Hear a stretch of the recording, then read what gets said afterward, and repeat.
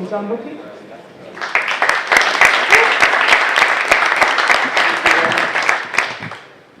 I would just first like to thank Dara. Dara started this group a year ago, and I think this is going to be her last time leading it. So can we just have a round of applause? We had a great year.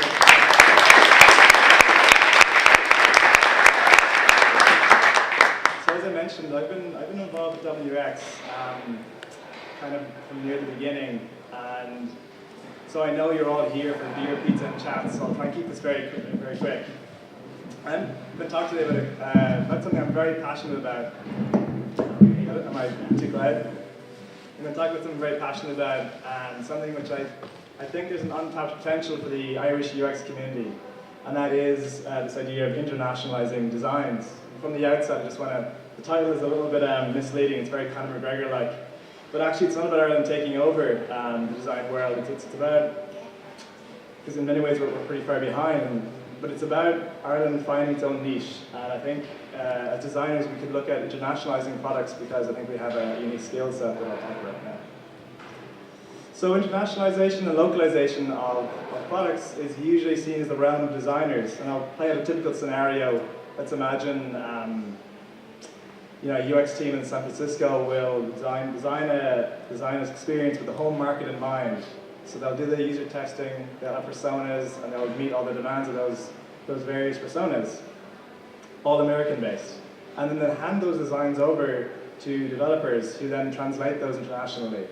And so there's a breakage there. And increasingly we're seeing that model being challenged. And that's a good thing.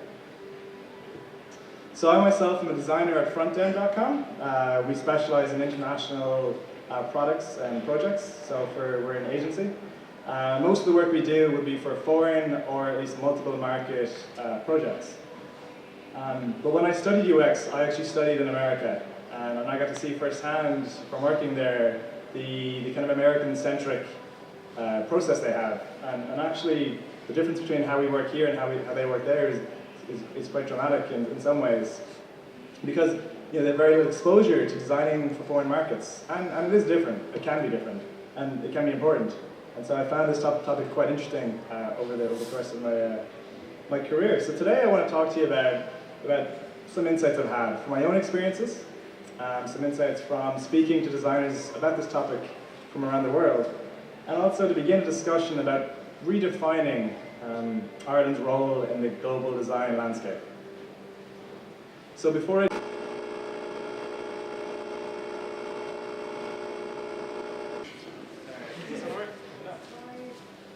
Hello? Yeah? Okay. All right, take two. So before I want to tell you about that, I want to talk to you about my very first UX-related role. And so we've all seen these images in our magazines and newspapers. But have you ever wondered how they got there? These placements are huge for the brands. They are absolutely massive, and they're worth their weight in gold. They're far more important than advertising. It's a fashionista saying, this product is worth buying, and that can be amazing. And at the same time, we have columnists who are paid to fill these spaces. It's a very strange dynamic. Now, how it happens is actually pretty arcane. So typically, PR people representing all these brands send emails with a number of higher res attachments. So they send these images every day for these journalists. And the journalists then receive hundreds of these heavy emails clogging up their inbox. And so they want to create themed features, but these are, of course, from one brand, and they don't want to have a page full of Arnott's or whoever else. And so they then have to sift through those emails looking for red dresses or autumnal styles. And it's time-consuming, and it's frustrating, it's silly. It's just silly. So that's the problem, and here's the solution. This is PR Shots. It's a British image library where journalists can browse and access images that have been uploaded by brands. So they can download the high-res images with the name of the product, the price of the product, and where it's available, and so they can include that in their features.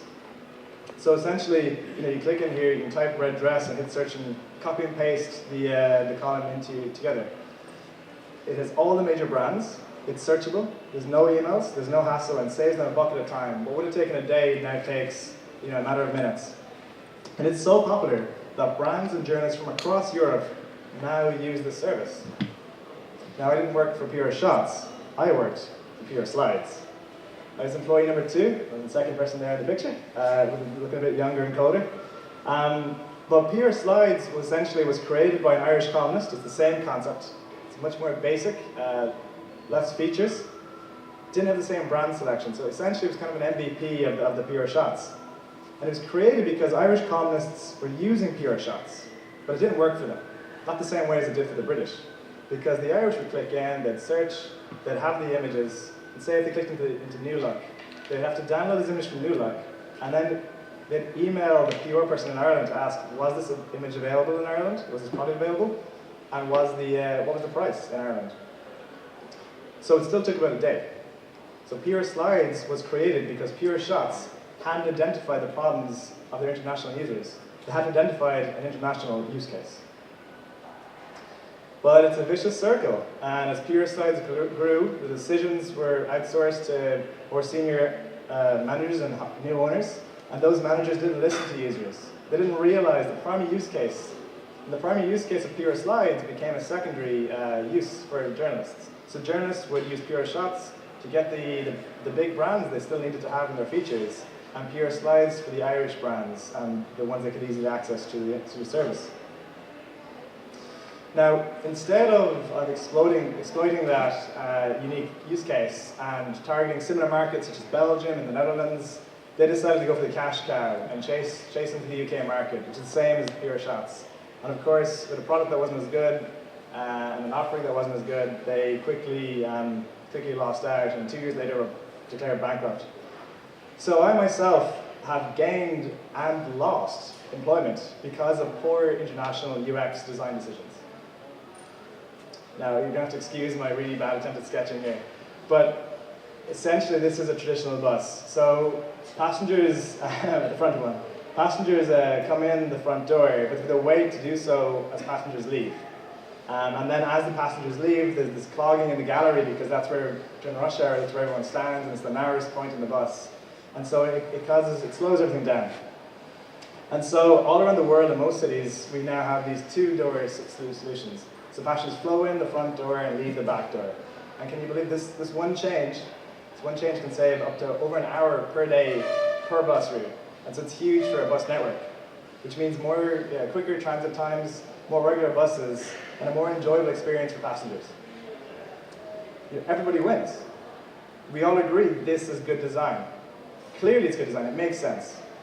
But in Dublin, even though we've added these back doors, nobody uses them. The bus drivers don't even open the back door. So why? Why is this? Why does this great design not work here? There's probably a number of factors, but I believe one is cultural.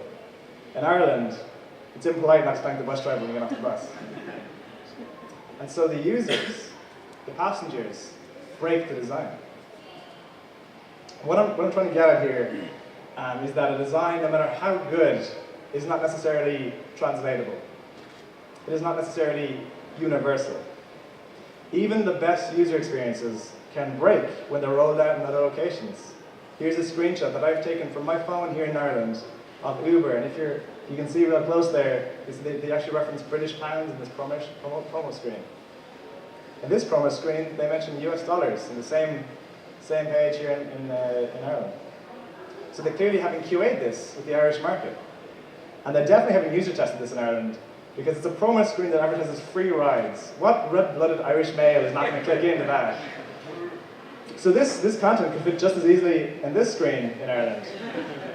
The designers didn't know the word ride didn't exclusively mean cab here. They've ignored the user. And they've broken the central tenet of UX, which is cognitive load, or reducing it at least. And Halo, of course, is the competitor that we're more familiar with here. And they charge a higher price point, but they're far more successful. When they first launched, they had the same issues. They had when a taxi arrived, they used to say, your ride has arrived, which they quickly changed to Halo's arrived after much ridicule. And they used to say, when you first search for a taxi, your ride will be here in 4 minutes, which seems great, but they've now changed to just 4 minutes. They understood their users and adapted to terminology that counts and works for them. And look, it's not about the user not understanding. I'm not saying that. Clearly, we're smart. Clearly, the user will understand that they're using the American context of the word right. And we can infer that from a £10 or $15 discount, you're going to get 10 or 15 euro off. And it's probably 10. But this flies in the face of UX best practice. Empathy. We haven't empathized with the user. We don't understand them. And I think UX in Afrikaans is actually basically about respecting the user, using the terminology that they use, in fact, taxonomy that makes sense to them, and user flows that make sense in that country, the imagery and languages that work there. And I'm not going to stand up here today and tell you about German first design or Russian first design or changing languages or mirroring designs for Arabic, privacy legislations in Spain, or payments in Germany. These are paradigms that create huge changes, fundamental changes to products when they're rolled out internationally. But just for a minute, let's take a step back, and let's say we have an opportunity to treat international users as we treat all other users, the home users. Let's apply the UX process to international users. Does anyone remember this swimmer from the Olympics? So this is from an interview just after she'd raced a pretty disappointing race, and she was actually keeled over in pain. And the interviewer asked her, what was her issue? What was wrong with her? And she said she'd just had her period. And now in the West, this was huge. This was mega news. This is seen as a taboo that she's just broken. She just talked publicly about this, and the American media congratulated her. It was a huge step forward for female athletics. And it trended on Twitter, and it was a huge win kind of for feminism and that movement. But in China, in China, where she's from, it's not a taboo. And she had no idea she was making these big statements. And in fact, the Chinese media didn't pick up the story until afterwards, and the American media picked it up. And the Chinese media just picked it up to make fun of the American media, and what was the issue? This is a natural thing, and they had no understanding of why it was a big deal. But then, something interesting happened. It sparked a conversation on online community boards in China. And not because of feminism, but because in China, many people are unaware of tampons. And they want to know why the water didn't turn red. They couldn't figure that out.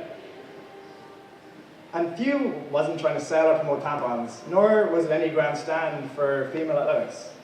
The intended and indeed expressed message was that she performed poorly because her stomach was sore because she was on a period. There's 3 different interpretations to that one message. So no message of design is an island. When we design, even today, when we design Irish products or products for cultures we're aware of, we always have to keep in mind usage as cognitive bias. And this comes especially pronounced when we look at international or foreign markets, or markets that we're just unaware of. Investing in UX is respecting the user. And if we don't target certain personas, then those are completely left out, and they're kind of disrespected. And it is our job.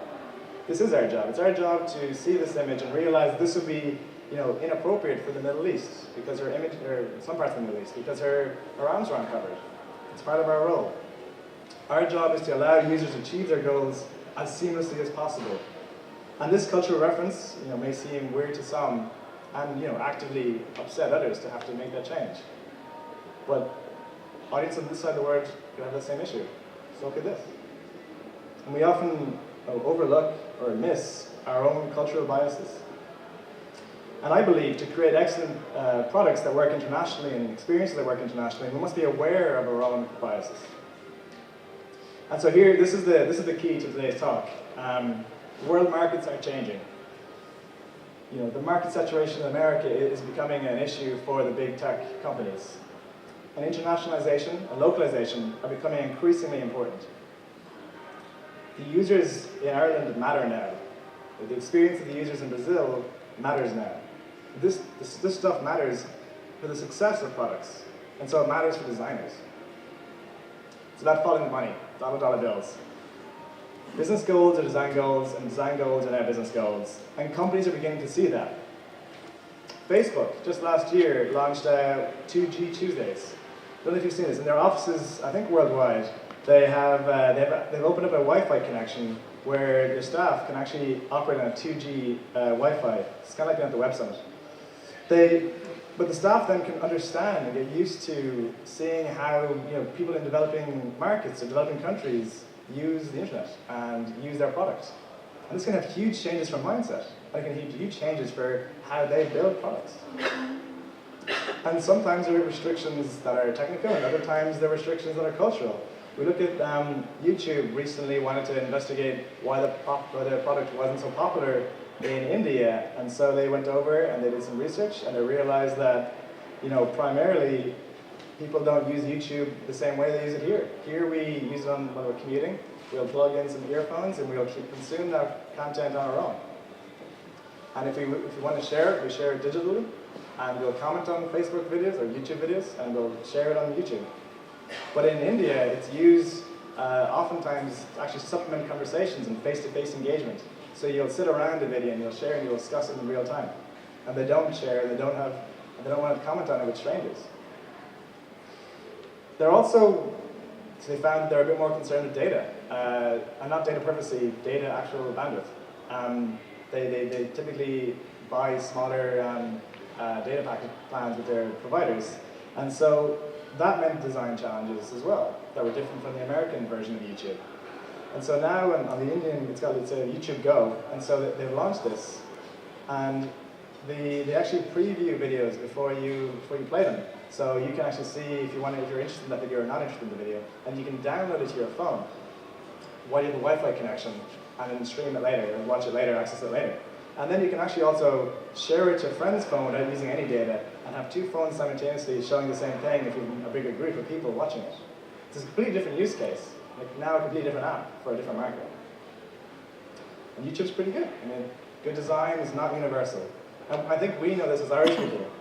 Good designs break all the time in Ireland. Amazon is a great example of something that's so popular in America, and here just doesn't work the same way.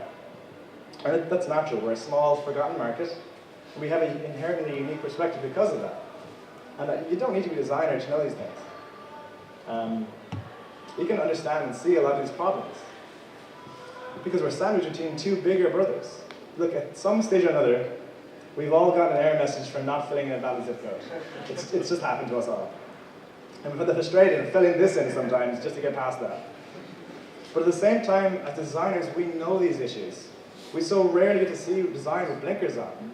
We so rarely get to design what we know. We pretty much always have to investigate and understand regulations and norms in the markets we're designing for, build for flexible content, depending on languages, and forget our intrinsic Irish paradigms. And companies are already seeing that we have this inherent ability in Ireland. Some are beginning to source Irish designers, and Ireland is a hub for localization. Adobe do all their UX in San Francisco, but they have a small UX team here in Dublin that translates those designs for the European, Middle Eastern, and African market. So this is already happening. Microsoft, the whole division here is localization. And companies trust agencies like Frontend with their international products. But, it has to be true. It has to be said that Ireland doesn't have a natural association with design. Initiatives such as the Year of Irish Design were great to grow our interpretation. But I think that we need to be smarter with how we do this. I think we need to stop seeing UX as a niche of design and start seeing niches within UX. And I think this is a niche. Internationalizing products and international design is a niche that Ireland could compete in. And this is competing for UX jobs and competing with the rest of the world. And we've seen this happen. The IDA are doing some work in it. We've seen Fjord open up here thanks to Accenture, and IBM Design opened up here, and Pivotal all in the past years in this building. So let's keep going. It's great, but we have a lot of big dogs in town. I mean, imagine if the IDA went back to Google and Facebook and Twitter and Amazon and even Stripe. Stripe haven't trusted us with their design and product. These are potentially great jobs and great for our economy. So let's be more than an international call center. Let's ask these companies to trust us with their product and trust us with their designs. As Liam Neeson says, we're ready for the world. But it's up to designers here in Ireland to raise up to that challenge as well, not just the IDA. So what if senior Irish designers, did Irish design a favor and went abroad more often, and spoke and told the world about what we're doing here? And what if junior designers, took this upon themselves to skill themselves a bit more in the knowledge and understanding of other markets? What if you're interested in international UX? Then good. Read about it, blog about it, talk to the designers, explore the topic, and explore just outside of our Irish bubble. This is a great book on internationalizing design and also on working with international teams. And global UX and international UX, it isn't the hottest topic in UX right now, but it is growing. And it's growing because there's a business need for it to grow. And so it's a business need that we could actually tap into here in Ireland. And so this book and there's others, but you can find these resources online. And when it's time and when you feel like you understand it, when you talk to enough people, add to them. Blog, share your insights, share your thoughts, share your knowledge. Let's make Ireland the centerpiece for discussion on international design. Let's own that capability and own that niche. And let us pray that never again we have to fill in this fucking form because the only valid zip code we remember is from a shitty 90s TV show. All right, thank you very much.